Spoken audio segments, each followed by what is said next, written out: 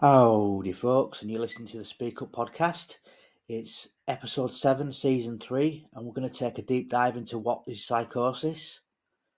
So, without further ado, psychosis is a psychiatric state where a person is out of touch with reality, or their perception of reality is different to others.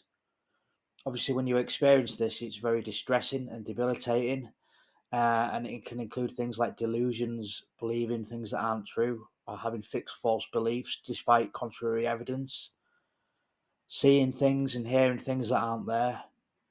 And these are the hallmarks of the condition, but I'll go into more detail as we progress. Psychiatrists would say that this isn't a person orientated in this space, place, or time. And I'll tell you a story. I was once asked by a psychiatrist what time it was and what day it was, which I found bizarre. However, I believe he was trying to gauge whether I was psychotic or not. Now, this isn't a specific illness per se, but it's more a state of mind. So, however, it can occur on its own or part of a wider illness such as schizophrenia or bipolar. This is because these conditions feature psychosis and are known as psychotic disorders.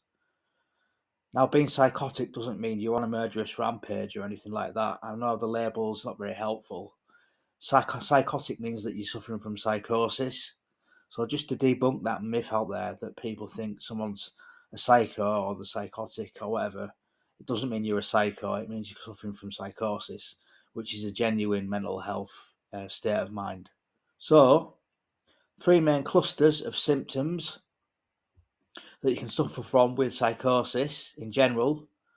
First one is hallucinations. These are sensory experiences that aren't real. So, hearing voices, seeing things, feeling things.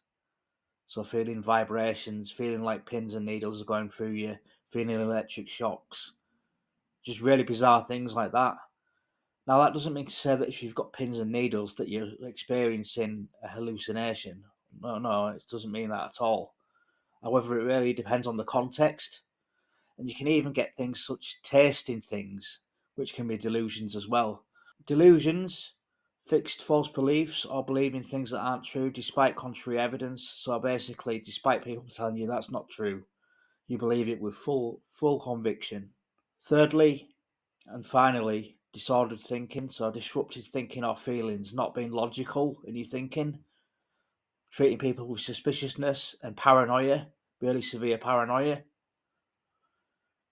Treatment then, antipsychotics such as aripiprazole, which is what I'm on, or quetiapine, or one other antipsychotic. These are basically a bit like tranquilizers, really. They kind of like slow your thoughts down, slow your thinking down, dampen down your delusions or your paranoid thinking and your suspiciousness, and make you more clear-headed, basically. Now, that's not scientifically how they work. That's just a layman's way of explaining it, basically. And therapy is CBT or other therapy. What to do if you experience psychosis? Well, first point of call is go to your doctor, your primary care doctor. They'll probably refer you to the community mental health team, or if you're not in the UK, that's a specialist assessment, basically. Supporting a loved one through psychosis. Firstly, treat them with empathy, but try and be understanding, try and put yourself in their shoes. Validate their experience, so don't put them down, don't tell them what they're feeling isn't true. Try and validate them and be like, okay, you're suffering from a mental illness. It's not real what you're suffering from, but I'm going to validate your experience and make sure that you're heard and you're seen and you're listened to. Support the treatment, so be supportive in the treatment, go to appointments with them, help them out, with the getting the medication. Avoid judgment, avoid judging them, no matter how bizarre the thoughts and thinking is.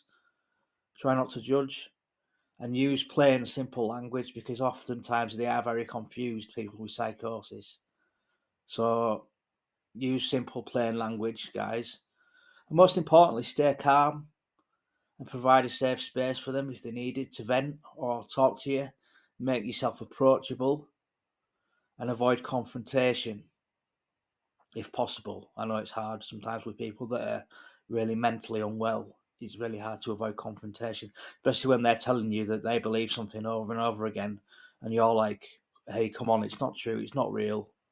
But no matter what you say, it reinforces it as well. You know, if you deny it, they might get paranoid of you and they might stop opening up to you. So be very careful, be very mindful of that. One of the more practical things you can do is encourage mindfulness, being in the present moment, grounding techniques or breathing techniques, anything that orientates them in this place, space, and time. Anything that puts them in the present moment is generally good for psychosis, because people with psychosis, obviously, as I've mentioned, are not in this reality. So, guys, that was the video. What I've explained today is what is psychosis, the symptoms, the treatment, and the ways you can support a loved one with psychosis. Please, guys, if you've liked this content, why not give it a thumbs up, or better yet, subscribe to my channel. Take care, guys, and bye-bye for now.